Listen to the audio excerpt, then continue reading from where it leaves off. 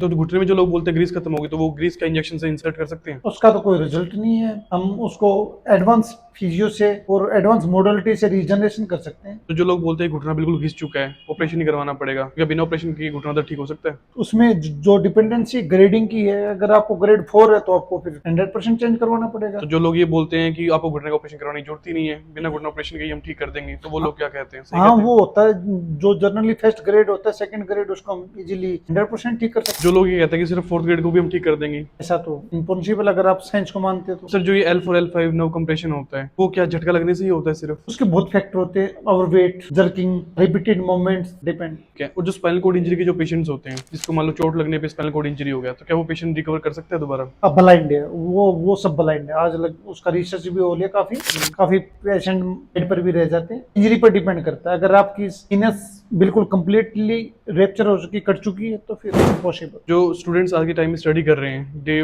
Night दोनों में पढ़ते हैं मोस्टली, और पोस्टर की वजह से उनको जो सर्वाइकल पेन होता है, उसके लिए क्या है, सिर्फ एक्सरसाइज, योगा या फिर फिजियो सेशंस भी उनके लिए जरूरी है? फ्रैक्चर का तो बहुत बड़ा इशू हो रखा है। उससे सर्वाइकल नहीं, उसके साथ साथ बैक पेन भी, थोरेसिक पेन भी आता है। तो उसके लिए मेरा तो सजेशन है कि पोस्चर आपको करेक्ट रखना चाहिए। और रही बात फिजियोथेरेपी की, तो फिजियोथेरेपी तो हम अलाइनमेंट भी करते हैं बॉडी का, तो उनको करेक्ट पोस्चर में बैठने की हम राय देते हैं। साथ साथ में जो मसल स्टिफनेस हो रखी है, तो रेस्ट्रिकेटेड हो रखा पार्ट, वो हम उसको रिलीज करके प्रॉपर उसकी मोबिलिटी और फ्लेक्सिबिलिटी लाने का काम करते हैं। तो जो फिजियोथेरेपी के अंदर जो अभी एक नई चीज आई है, जैसे कायरोप्रैक्टिक एडजस्टमेंट, कितना मेजर रोल है फिजियोथेरेपी के अंदर? उसका अगर कोई जॉइंट आपका डिसलोकेट हो चुका है, अगर कोई स्पाइन में आपको अलाइनमेंट में दिक्कत है, तो उसको जब लग जगह नहीं लेके आएंगे तो कैसे ठीक होगा? तो वो तो इम्पोर्टेंट पार्ट है। वो हमारे अपने टाइम में भी गाँवों में करते थे। ओके, जो झटका लगाना और इस टाइप से जो खींच लगाना जिसको बोलते हैं, तो ये उससे मतलब एडवांस पार्ट हो गया कायरोप्रैक्टिक एडजस्टमेंट। ये चीज वहीं से स्टार्ट हुई है या फिर ये ऑलरेडी ही इस चीज का एक पार्ट था? नहीं, ये भी बोल सकते हैं, हूबहू तो है वैसा ही जैसे लोग सुनते हैं कि उसने झटका मार दिया, आवाज वो। पर फिजियोथेरेपी में और कायरो में हम जो करते हैं, हम एक एंगल के साथ एडजस्ट करते हैं। उसमें हम थ्रस्ट जो देने की फ्रीक्वेंसी होती है, वो डिपेंडेंसी करती है। ऐसे नहीं कि हम हर एक पर एक थ्रस्ट दिए जा रहे हैं। ओके। वो हम एक एंगल के साथ और उस एग्जैक्ट पॉइंट पर हम थ्रस्ट देते हैं। इससे नर्व इंजरी का खतरा घट जाता है। काफी बार आपने देखा होगा किसी नाई ने चटका दिया, हाँ, तो पैरालिसिस भी है। सर न्यूज के अंदर भी देखा था, मतलब ना किसी ने गांव के अंदर किसी पेशेंट को एकदम से गर्दन को टिल्ट किया, तो पेशेंट की ऑन द स्पॉट डेथ हो गई। तो नर्व इंजर हो गई ना उसकी। ओके, तो मतलब इसके अंदर एंगल्स, पोजीशन, सेंसिटिव कहने का होता है। मतलब ये कि सिर्फ स्पेशलाइजेशन से ही हमें कायरोप्रैक्टिक एडजस्टमेंट करवानी चाहिए। Spine is the very sensitive part of body. Okay, sir how can people define कि कौन स्पेशलाइज है कौन नहीं है? क्योंकि गांव के अंदर भी ना बहुत से लोग ऐसे होते हैं जो मतलब अच्छा खासा सेटअप बना के बैठे होते हैं, जो अपने आप को as a chiropractic adjustment practitioner बोलते हैं अपने आप को। तो जो कस्टमर है, जो फीड पेशेंट्स हैं, उनको कैसे पता चलेगा कि मुझे किसको दिखाना चाहिए, किसको नहीं दिखाना चाहिए? आपका ये बहुत अच्छा क्वेश्चन। आजकल गाँवों में बहुत जगह बैठे हुए हैं, वो तो जो फेक है वो तो सब सभी जगह चलते हैं। पर मेरा तो ये मानना कि आप इतने अवेयर तो हो सकते हैं कि आप जहाँ पर जा रहे हो तो डॉक्टर से अपना प्रिस्क्रिप्शन ले, तो वहाँ पर डॉक्टर का आप रजिस्ट्रेशन नंबर चेक कर सकते हैं ना, उसका क्या एक्सपीरियंस है, क्या उसकी क्वालिफिकेशन है। एटलीस्ट आपको इतना तो पता होना चाहिए आप किससे क्या करवा रहे हो। पर कोई झाड़े भी लगा रहा है, कोई झाड़ों से ठीक कर रहा ठीक है। भी कर रहा है सर। इवन मतलब ये चीज भी देखी है, जैसे मान लो कि कुछ लोग तो ऐसे ना लाइक बेलन जैसे होता है, हाँ, कुछ कमर के ऊपर लगाया और फिर एकदम से फटाक देने से कर दिया, तो उससे बोलता है कि जो कंप्रेशन था वो डिकम्प्रेस हो गया। या बीच में ये भी आपने वो देखी थी वीडियो मटके वाली? हाँ, मटके में पेशेंट को बिछाने से मटका फोड़ा और लोग कहते हैं कि इसके अंदर कंप्रेशन था वो ठीक हो गया। मतलब मेरे को ये नहीं समझ में आ रहा कि जब मान लो ये स्पाइन है हमारी और जब एकदम से गिरा तो झटका लगा तो ये कंप्रेस होगा, और कंप्रेस हो डिकम्प्रेस कैसे हो सकता है? बट बहुत से लोग इस मिथ के ऊपर पीछे पीछे भाग रहे हैं। नहीं, ये इसका देखो, मेरा जो नजरिया है इसको देखने का, क्योंकि ऑर्थो के पेशेंट बहुत ज्यादा है। मतलब लोअर बैक पेन, पहले जो हार्ड वर्क करते थे, है ना, अब वो बिल्कुल नहीं रहा। खाना भी इतना हेल्थी नहीं है, बिल्कुल उठना बैठना पोस्चर अभी चेंजमेंट आ चुका है। तो मैं चेंजमेंट के कारण ये समस्या भी काफी लोगों को हो रही है। अभी क्या करें कि लोग अल्टरनेट के लिए उसने बोल दिया, उसने बोल दिया, उसने बोल दिया, चले जा रहे करा हैं। देते हैं। तो ये थोड़ा एक अवेयर का हिस्सा है, इसमें लोगों की इतनी अवेयरनेस नहीं है। जो एजुकेटेड लोग हैं, जो साइंस पर अच्छा बिलीव करते हैं, मेडिकल को अच्छे से मानते हैं, वो तो के पास ऑप्शन भी क्या है। बिल्कुल। एक और बात मैं आपको बताना चाहता हूँ, आपकी ऑडियंस को भी, कि ऑर्थो जो डिपार्टमेंट है ऑर्थोपेडिक, उसमें एमडी डॉक्टर की पोस्ट होती नहीं। एमडी मतलब आप समझ रहे हो, मेडिसिन। बिल्कुल। मेडिसिन तो है नहीं उसमें, सर्जरी होता है, अमस होता है, अमस ऑफ ऑर्थोपेडिक्स, है ना। तो या तो सर्जरी, और क्या अल्टरनेट आपके पास, फिजियो। फिजियो में हम क्या करते हैं, उसका लाइफस्टाइल हम प्रॉपर उसको डायग्नोसिस करते हैं, उसकी हिस्ट्री लेते हैं और उसको अकॉर्डिंग हम उसको एक्सरसाइज वगैरह प्रिस्क्राइब करते हैं। Okay. Hi everyone, I am Himanshu और मेरे साथ में डॉक्टर संदीप मलिक सर हैं और सर सीनियर फिजियोथेरेपिस्ट हैं और सर की काफ़ी ब्रांचेस भी हैं और सर को लमसम 10+ ईयर्स का एक्सपीरियंस भी है। तो अक्सर सर वीडियोस डालते हैं अपने पेज के ऊपर, जो पेशेंट आते हैं, कमर में दर्द है, पैरों में दर्द है, गर्दन में दर्द है, और इतने फीडबैक है इनके फेसबुक और इंस्टाग्राम और यूट्यूब चैनल के ऊपर कि आप देखते देखते थक जाओगे। तो स्पेशली ये पॉडकास्ट सर के साथ में इसलिए है, ये जानने के लिए कि जो बहुत से लोगों को मिथ होता है कि मुझे ये पेन है या फिर मुझे वो दिक्कत है, तो क्या वो फिजियोथेरेपी से ठीक हो सकती है या किसी अन्य थेरेपी से वो चीज़ ठीक हो सकती है, या मार्केट में जो लोग मिसगाइड करते हैं कि सिर्फ 5 दिन में इस चीज़ का इलाज, या कुछ ऐसी मेडिसिन लोग स्पॉन्सर करते हैं, एड्स में दिखाते हैं कि 2 दिन के अंदर कमर दर्द बिल्कुल ठीक, ये वाली मूव लगाई तो घुटना दर्द बिल्कुल ठीक, ऑपरेशन करवाने की जरूरत नहीं। तो ऐसे कुछ क्वेश्चंस मेरे रहेंगे और सर उनका आंसर्स करेंगे। तो सर का वेलकम करता हूँ। Thank you so much sir for joining this podcast. Hi everyone, I am doctor Sandeep Malik. Himanshu, आपका भी बहुत बहुत धन्यवाद, थैंक यू हमारे पास आए। सर आज का जो मेरा पहला क्वेश्चन है ना, वो ये है कि जो स्टूडेंट्स स्टडी कर रहे हैं रेगुलर बेसिस पे, वो स्टडी कर रहे हैं, मतलब उनको ये इतना भी ध्यान नहीं कि मुझे अपनी बॉडी के ऊपर कितना काम करना है, और आपको ये पता है कि लाइफस्टाइल कैसा हो चुका है। दूसरा, खाने पीने में तो बच्चे वैसे भी नहीं ध्यान दे रहे हैं। तो जो उनको प्रॉब्लम हो रही है, फीमेल में बोलूँ तो पीसीओडी पीसीओएस जैसी प्रॉब्लम हो रही है, मेल में अगर मैं बोलूँ तो उनको गर्दन दर्द, सर्वाइकल पेन जैसे आप बोल सकते हैं, हेडेक, माइग्रेन, और ऐसा लगता है कि मतलब बच्चों में वो ताकत है ही नहीं, वो एनर्जी है ही नहीं।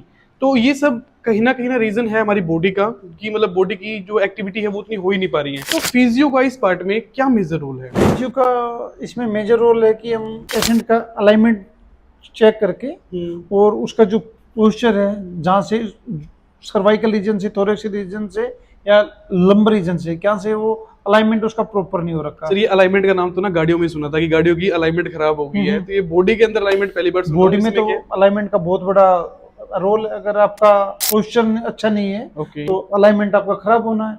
अलाइनमेंट के साथ साथ फिर जो मसल का लोड बढ़ेगा। अलाइनमेंट ऐसे मतलब जज आ सकता है किसी को देख के कि इसकी अलाइनमेंट खराब हो चुकी है, ऐसा कुछ? हाँ, ऑब्वियस देख के मतलब कुछ पॉइंट्स बताओ थोड़ा सा, कि मतलब पता चल जाए, जिससे कि भाई देखने पता चल जाए कि इसका अलाइनमेंट टेढ़ा है। वो अगर हम उसको स्टैंडिंग में करेंगे तो उसका नेक है वो फॉरवर्ड बेंडिंग है, ऐसे इस लाइक दिस। हाँ ठीक है, लाइक है ना। ठीक है। तो अगर वो खड़ा हो रहा, जब इक्वली खड़ा हो रहा पड़ा है या ऊपर नीचे, मतलब ऐसे गर्दन ऐसे, कुछ लोग ऐसे होते हैं, ऐसे होगा, लाइक वो पुष्पा के अंदर है, लाइक ऐसे उसके अंदर ऐसे। हाँ, वो तो एक्सीडेंटल ट्रॉमा का अलग केस है। ठीक है। इसमें क्या होता है, लिटिल बिट मतलब थोड़ा सा चेंज होता है। राइट, ठीक है। वो फिर हम सर इसके अंदर भी ना, मतलब जैसे कुछ वीडियोस में मैंने सुना है कि पेल्विक टिल्ट हो गया या स्कोलिसिस डिफॉर्मिटी है। हाँ। तो स्कोलिसिस डिफॉर्मिटी पेल्विक टिल्ट के कारण होती है या फिर स्कोलिसिस पेल्विक टिल्ट के कारण होता है, या फिर दोनों ही चीजें अलग अलग हैं? और दोनों चीज अलग अलग हैं। ओके। स्कोलिस जो डिफॉर्मिटीज है, इसका अलग रीजन, और पेल्विक का ये आपका पेन की वजह से हो रहा है, क्योंकि जहाँ पर पेशेंट को दर्द कम होता है वो अपने आप को वहीं शिफ्ट कर लेता है ना। लाइक मतलब अगर किसी को मान लो एक पैर में पेन है तो वो पूरा पैर रखेगा ही नहीं, वो थोड़ा सा पैर गया तो वो उसकी वजह से शिफ्ट हो जाता है, कर देगा, और वो चीज कंटिन्यू रह जाती है, तो वो आपका पेल्विक टिल्ट में आ जाता है। ठीक है। स्क्रोलोसिस अलग कंडीशन होता है। ठीक है। तो ये पोस्चर की वजह से ही होता है या फिर बाय बर्थ होता है स्कोलिसिस? बहुत फैक्ट है, बहुत फैक्ट। Okay, different fact. ठीक है। तो सर जो मेरा नेक्स्ट क्वेश्चन है वो ये है कि ये ना आजकल ट्रेंडिंग में आ गया है, C1 C2 C3 C4 या फिर L1 L2 L3 L4 L5 S1, ये क्या है? मतलब अगर कोई जनरली पेशेंट देखना समझना चाहे तो ये चीज क्या है L4 L5? हाँ, ये आपका बहुत अच्छा क्वेश्चन है, क्योंकि आजकल हमारा स्टडी इजीली हो पा रही है हर एक जगह। तो डॉक्टर रेडियोलॉजिस्ट आपको बोलेगा ना, आपको C5 C6 न्यूरो कंप्रेशन होगा, L4 L5, तो वो चीज ज्यादा ट्रेंडिंग में है। बिल्कुल। ये जो बेसिकली होता है, C1 से लेकर C7 सर्वाइकल रीजन होता है। ठीक है। L1 से लेकर L5 लंबर रीजन होता है। ठीक है। तो वहां पर हड्डियां होती हैं, हड्डियां मनके बोलते हैं, तो उनके जो मनकों के बीच में डिश होती है, तो वहां से वो डिश हर्निएट हो जाती है, उसमें वियर एंड टियर आ जाता है, तो उसकी वजह से वो। सर जैसे ना, मतलब आपकी प्रोफाइल पे देखा कि बहुत सारे पेशेंट ऐसे थे जिनको कमर से पैरों में पेन रेडिएट हो रहा है, और जिसको आप बेसिकली PIVD या सियाटिका पेन बोलते हैं। तो सर ये क्या एकदम से होता है या फिर पेशेंट उस पेन को इग्नोर करता है या फिर उस पेशेंट को पता ही नहीं चलता कि उसको वो पीआईवीडी कब हो गया? देखो, इसका भी कंडीशन होता है। हम्म नॉर्मल डिस्क है, उसके ऊपर बार बार रिपीटेड मूवमेंट आ रही है, हम्म और वेट है, जर्किंग लगा, कोई ट्रॉमा हुआ या कुछ एक्सीडेंटल कंडीशन, तो सब अलग अलग कैटेगरी के बाद अलग अलग डिस्ट्रीब्यूशन। पर जो मेनली है वो herniated disc, PIVD, prolonged disc, interval disc है ना, तो ये इनके होने के जो मैक्सिमम कारण देखेंगे तो डिस्क तो ऐसा नहीं कि मतलब एक एक दिन दिन से हो जाएगा, बहुत हार्ड उसका जो न्यूक्लियस होता है ना वो बहुत हार्ड और वेरी एज लाइक शोकर।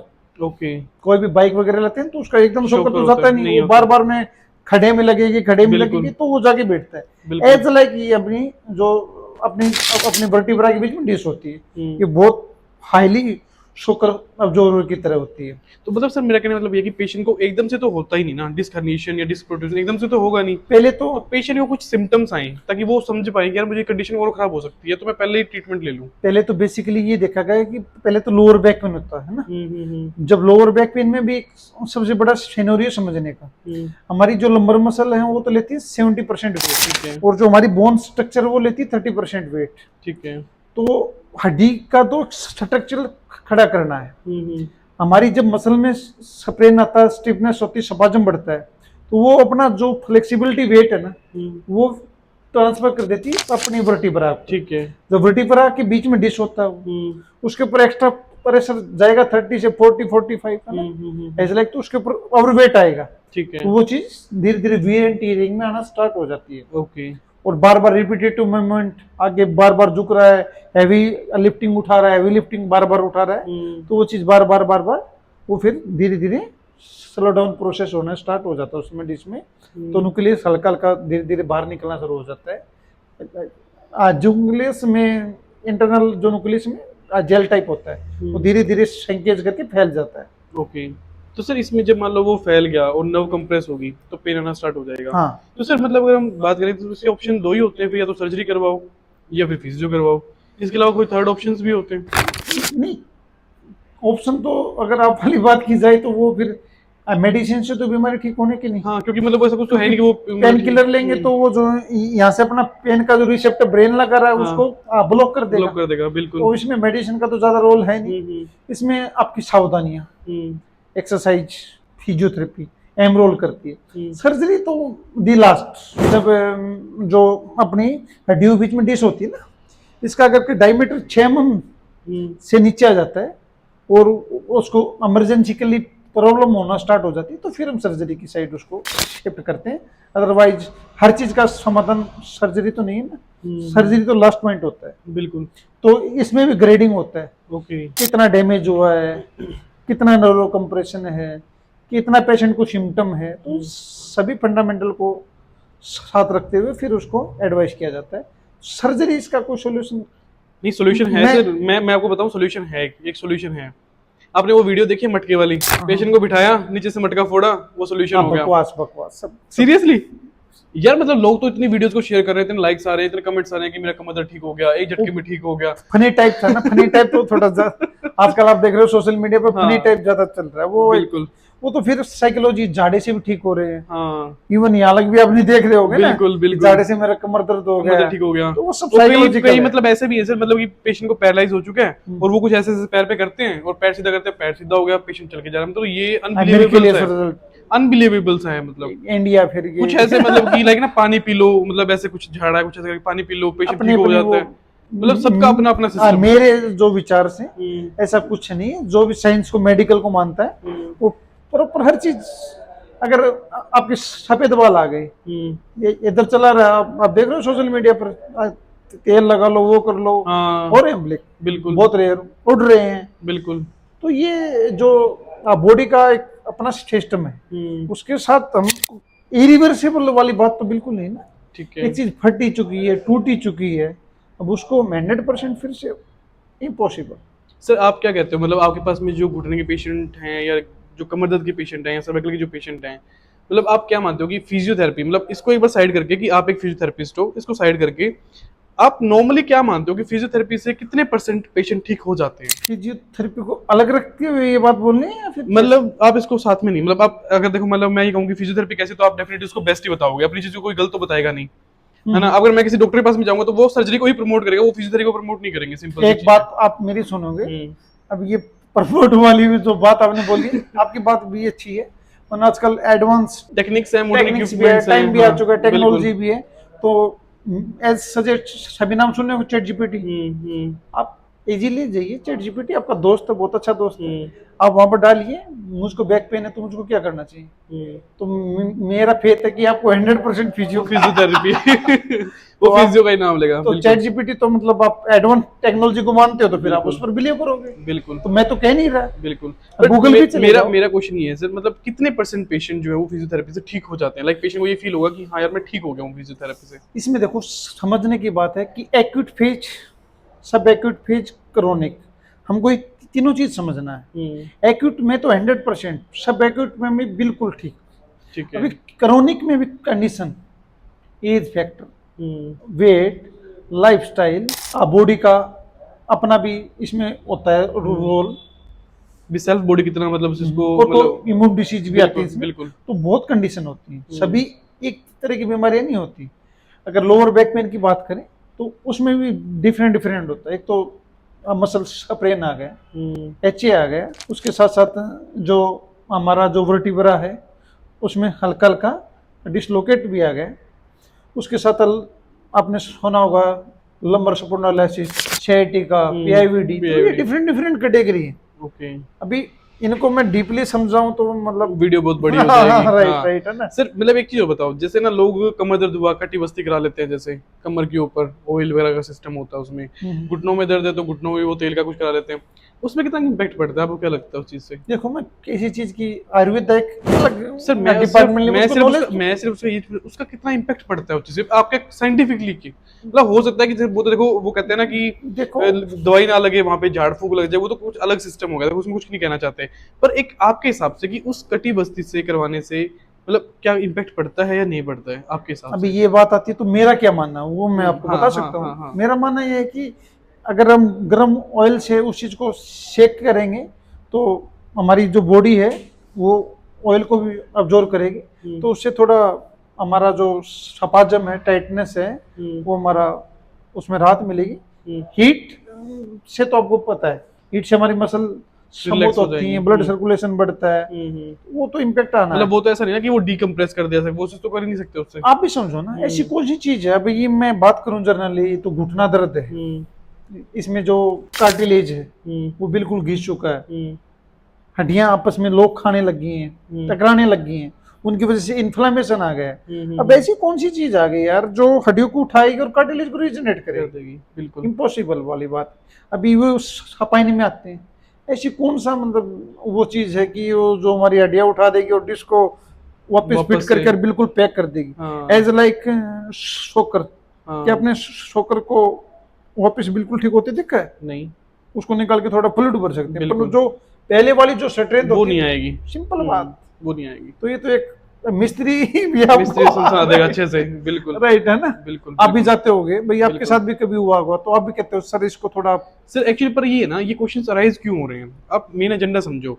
ये क्वेश्चंस इसलिए अराइज हो रहे हैं कि लोग इस टाइप की वीडियोस बना रहे हैं, समझ रहे हो? अब मान लो कोई मटका फोड़ के कमर दर्द ठीक कर रहा है, तो 100 में से 10% लोग तो जाएंगे ना उसके पास में। अभी तो देखो आप आपका ये वहां से क्वेश्चंस अराइज होते आपका हैं। क्वेश्चन भी ठीक है, वो फिर ह्यूमन जो इंसान है उसके पास एक बुद्धि है, उसके बिल्कुल। पास अपने विवेक समझने की। अभी जो लोग किसी पर बिलीव कर रहे हैं उनके इतनी समझ नहीं है कि हम किससे क्या होना है, वो अपने क्वेश्चन ही नहीं पूछ पा रहे हैं, तो फिर उनका तो मैं क्या आपको आंसर दूं। बिल्कुल। पर जनरली सोशल मीडिया है, वहां पर तो फनी बस जो क्रिएटिव कंटेंट है ना, जो रियलिटी है उसको लोग नहीं पसंद करेंगे, जो मतलब फेक है, शो ऑफ है, या मतलब लोगों को बस मजा आए जिसके अंदर, उस चीज को लोग ज्यादा प्रमोट करते हैं। इंटरेस्ट पर है ना। वो तो बिल्कुल। एआई काम कर रहा है वहां, तो बिल्कुल, एआई तो उसी चीज को प्रमोट करेगा जो लोग ज्यादा देख देखेंगे। रहे हैं। बिल्कुल।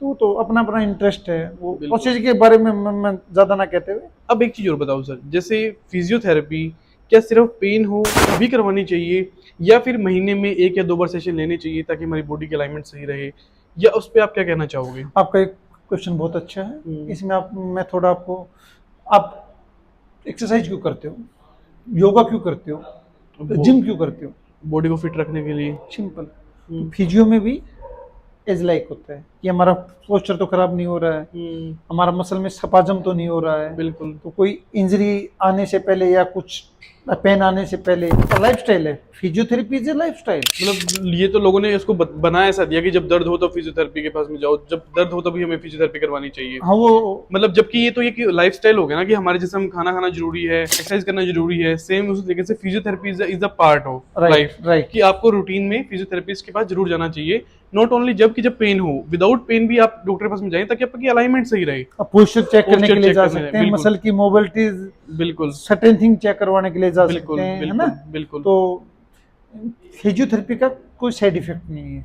ओके। फिजियो का आप समझ रहे हो, फिजिकल थेरेपी ना, फिजिकल आप समझ रहे हो सारा। बिल्कुल। तो इसमें मतलब कोई ऐसा नहीं है कि जिसकी वजह से कोई हार्मफुल इफेक्ट हो, आपको ड्रॉबैक हो, तो जिस चीज से हमको नुकसान ही नहीं है तो वो करवा लेना चाहिए। अब तो मालिश है, बिल्कुल हाँ बिल्कुल, मसाज भी तो लोग करवाते हैं। हाँ। मसाज बिल्कुल बिल्कुल। तो मसाज होगा, मालिश होगा, तो बिल्कुल। ये ऑयल के लिए हमारी स्किन ड्राई हो जाती है। तो हर चीज का अपना अपना, फिजियो का भी ऐसा रोल है। इसमें कुछ ये नहीं कि हम कोई एक्स्ट्रा मेडिसिन खा रहे हैं उससे हम दर्द, मतलब कुछ साइड इफेक्ट आना, साइड इफेक्ट तो फिजियोथेरेपी में है ही नहीं बिल्कुल।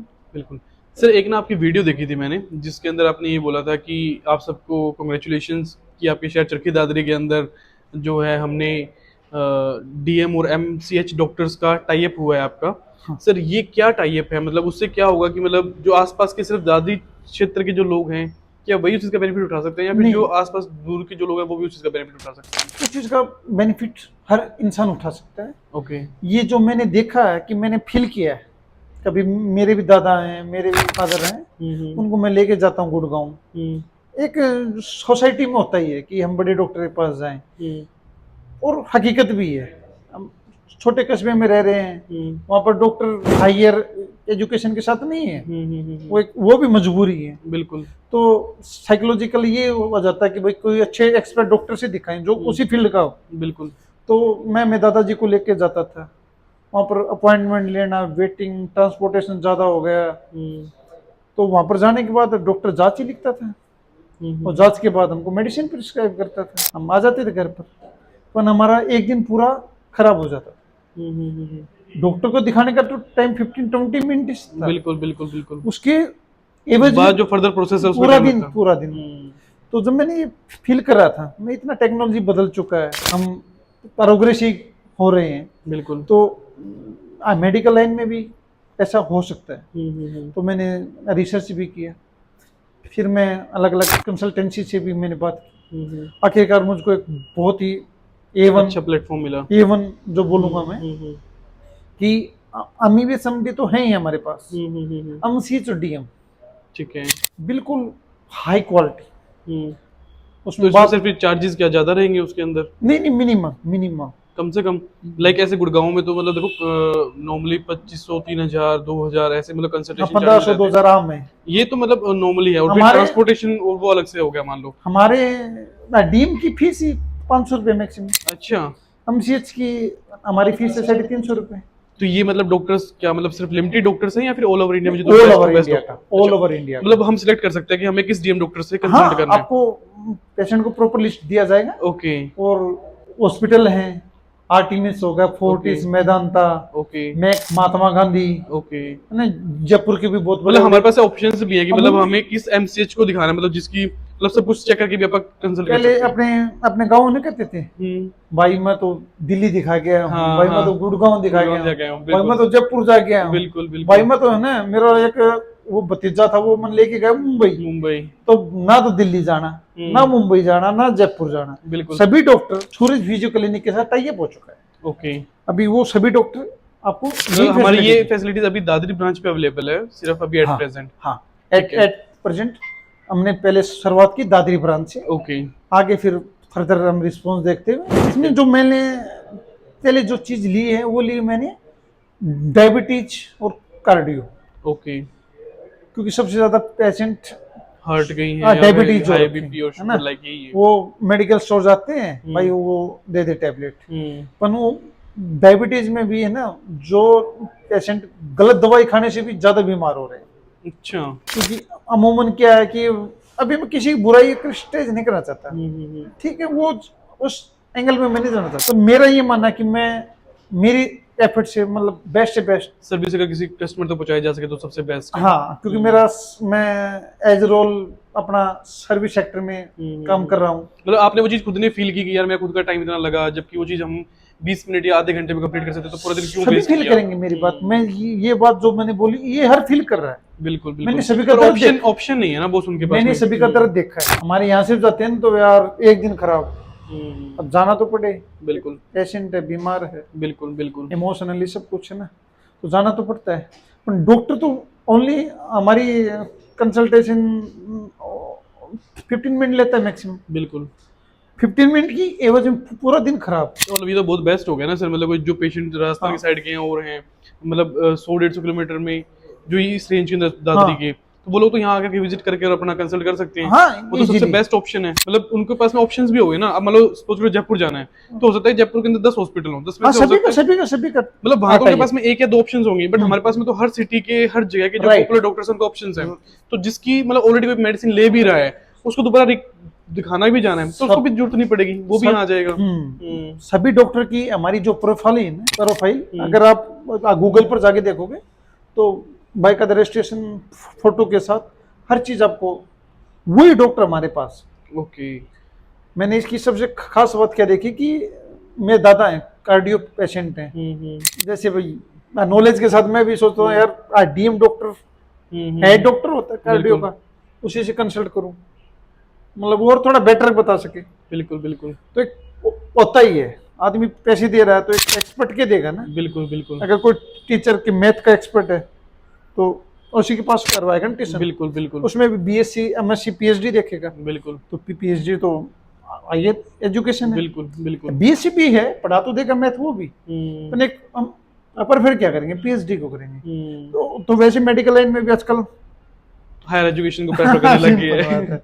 तो फिर एमसीएच और डीएम ये उस फील्ड के एक्सपर्ट होते हैं, बिल्कुल 100% एक्सपर्ट जिसको बोलते हैं। ठीक है, तो ये फैसिलिटीज अपनी अभी अवेलेबल हो चुकी है सर? हाँ, हमारा टाई अप हो चुका है, हमारा MOU भी साइन हो चुका है, बोथ पार्टीज। ओके। तो अभी हमारे पैनल पर सभी डॉक्टर अवेलेबल हैं 24/7।